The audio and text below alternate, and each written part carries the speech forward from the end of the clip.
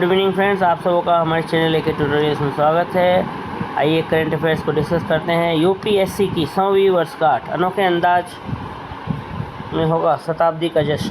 संघ लोक सेवा आयोग यूपीएससी जो भारत में वरिष्ठ सरकारी सेवाओं के लिए प्रमुख भर्ती संस्था है, अपनी स्थापना के 100 वर्ष पूरे होने का जश्न 1 वर्ष लंबी शताब्दी वर्ष सेंटेनरी ईयर के रूप में मनाएगा। यह आयोजन 1 अक्टूबर 2025 से शुरू होकर 1 अक्टूबर 2026 को समाप्त होगा। अध्यक्ष श्री अजय कुमार ने घोषणा की कि इस अवसर पर विशेष कार्यक्रम, एक स्मारक लोगों और नई सुधार पहलों की शुरुआत की जाएगी, जिनका उद्देश्य भर्ती प्रक्रिया में पारदर्शिता, निष्पक्षता और योग्यता आधारित चयन को और मजबूत करना है।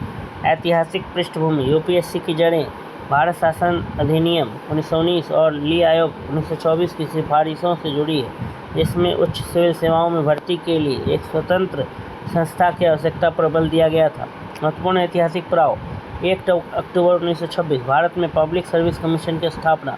1937 भारत शासन अधिनियम 1935 के तहत इसका नाम बदलकर फेडरल पब्लिक सर्विस कमीशन किया गया। 26 जनवरी 1950 भारत के संविधान अनुच्छेद 315 के तहत इसका नाम संघ लोक सेवा आयोग कर दिया गया। दशकों से यूपीएससी ने योग्यता आधारित भर्ती का प्रहरी बनकर भारत के प्रशासनिक ढांचे को आकार देने में अहम भूमिका निभाई है। शताब्दी वर्ष की मुख्य झलकियाँ: इस उत्सव में परंपरा और आधुनिकता का संतुलित मिश्रण होगा। विशेष लोगो और टैगलाइन का शुभारंभ, जो यूपीएससी की 100 वर्षों की राष्ट्र सेवा का प्रतीक होगी। भर्ती और परीक्षा प्रक्रियाओं में नए सुधार, ताकि निष्पक्षता, दक्षता और पहुंच को बढ़ाया जा सके।